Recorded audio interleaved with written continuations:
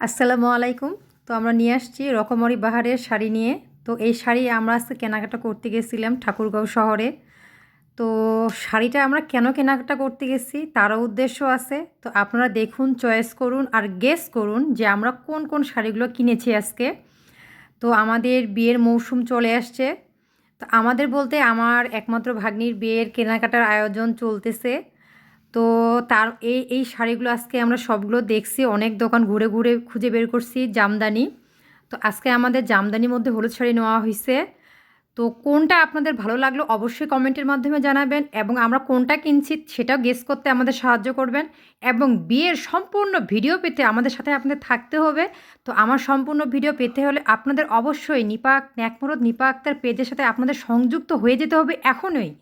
আর নতুন নতুন শাড়ি পেতে হলে যদি কোনো দোকানের নাম জানতে হয় যে আপনারা এত সুন্দর সুন্দর শাড়ি কালেকশনগুলো কোথায় পেয়েছেন, সেটা অবশ্যই আমার সাথে আপনাদের যোগাযোগ করতে হবে। এই ব্যাপারে আমি আপনাদের অনেক ভালোভাবে হেল্প করতে পারি।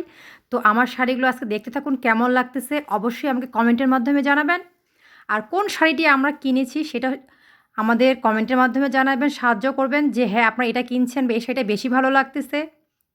আমরা তো এখন আপনাদের কোনো কিছুই জানাবো না কোনটা কিনছি, এটা গেস। বিয়ে চলে আসছে, অতি শীঘ্রই আমাদের বিয়েবাড়ির আরও কেনাকাটা শুরু হয়ে যাবে। অনেক কেনাকাটা আবার হয়েও গেছে, যেগুলো দেখাতে পারিনি সেগুলো আপনাদের দেখাবো। যেগুলো এখনও শুরু হয়নি বাকি সব কিছুই আপনাদের সাথে আমরা একটু একটু করে শেয়ার করব। তো অবশ্যই আমার সম্পূর্ণ ভিডিও পেতে হলে আমার সঙ্গে কিন্তু আপনাদের এখনই এখনই এখনই সংযুক্ত হয়ে যেতে হবে। তো আমার কথার মধ্যে যদি কোনো ভুল ত্রুটি হয়ে থাকে অবশ্যই আমি ক্ষমা প্রার্থী। কিন্তু শাড়িগুলো আপনাদের কেমন লেগেছে সেটা অবশ্যই আমাদের জানাতে হবে, এবং শাড়ির কালারগুলো কেমন সেটাও কিন্তু আমাকে জানাতে হবে। আর কোনটা শাড়ি আপনাদের বেশি ভালো লাগছে সেটাও আপনাদের কমেন্টের মাধ্যমে জানাতে হবে। তো ঠিক আছে, আজকের মতো আল্লাহ হাফেজ, আসসালামু আলাইকুম।